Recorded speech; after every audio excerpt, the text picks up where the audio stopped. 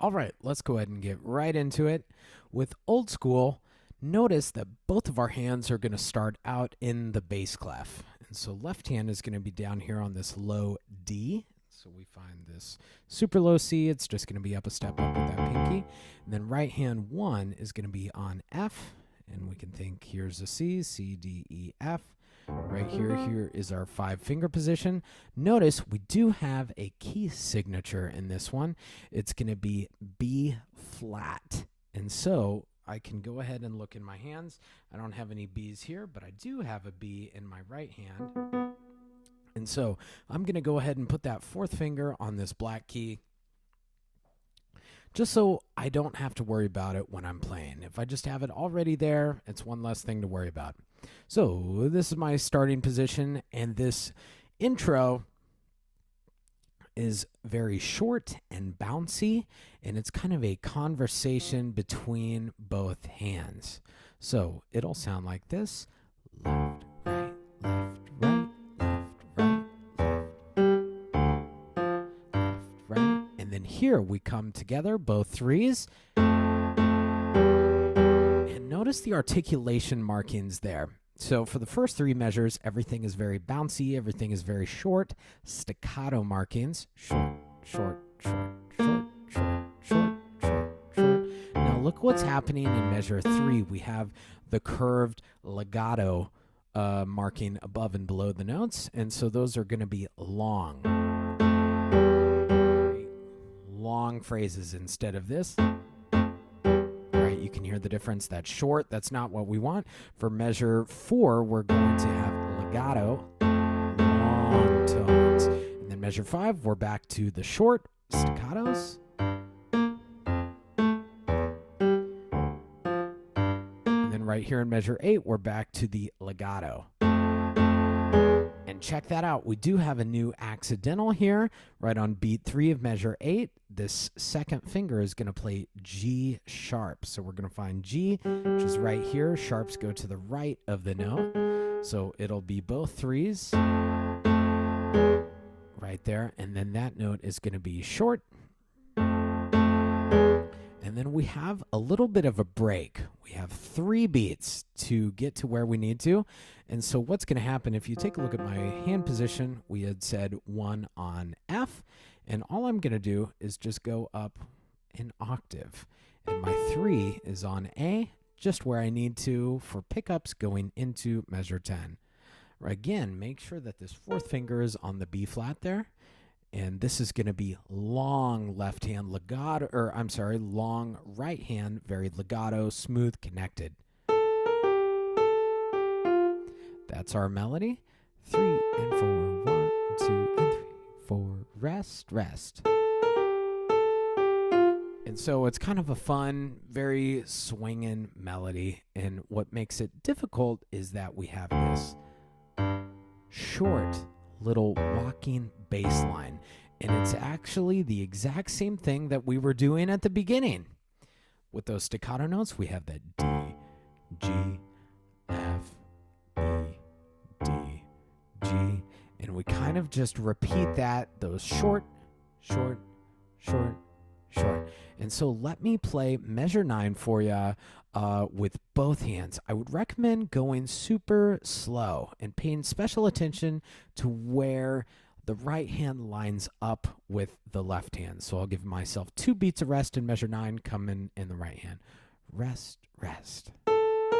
Together, right, right, left, left. Together, together, right, right, left.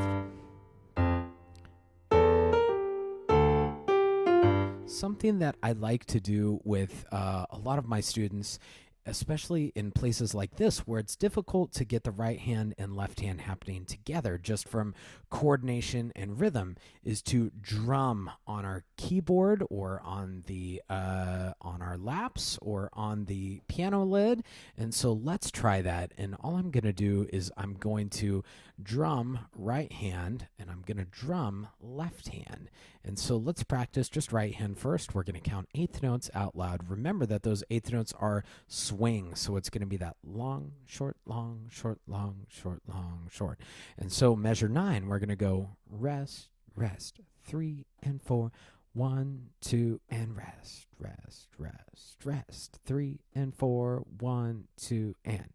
And I love drumming these rhythms. It really does help. It seems like it's silly, and what does this have anything to do with piano? But you got to trust me. I guarantee if you do the rhythms, do the drumming, you're going to play better. What it does is it takes the notes out of the equation to where you're just focusing on time, steady rhythm, and hand coordination. And so your left hand in measure 10 is just going quarter, rest, quarter, rest, quarter, rest, quarter, rest.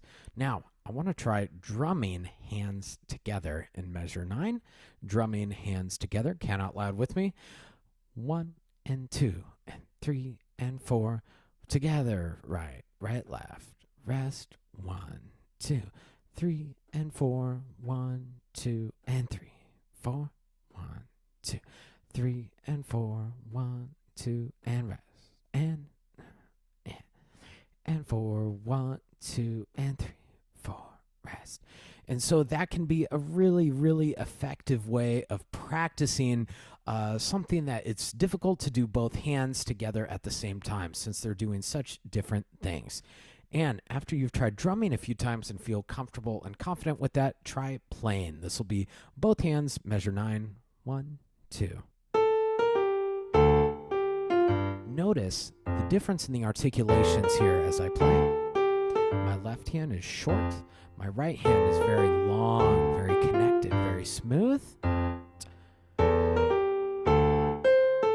And so what's happening here, going into measure 18, this is what I call the bridge. And here, it's a very similar type of sound as what we've seen in measure 4 and measure 8 from the intro. It's where hands are playing legato together, very smooth, very connected in parallel. And what I mean by that is they're going the same direction here. So this will be measure 18. It's going to be a B flat with a 4 in the right and a G with a 2 in the left. And so it's very similar to what we saw at the beginning with the where hands are playing together in those tenths. That's the interval, and it's happening in parallel. They're both going the same direction, and they're all smooth. So it's very, very similar to what we've seen in the intro. Let's try that again. This will be right hand pickups going into measure 18. Together. Rest, rest. Rest, rest. And then now here, left hand starts 4 and 1. Right hand is going to spread out to a skip between a 1 and a 2. So then I can go F, A. With my 4th finger, I'm going to reach up, play that C sharp, and then play a D with a 5. So let's try that. This will be measure 22.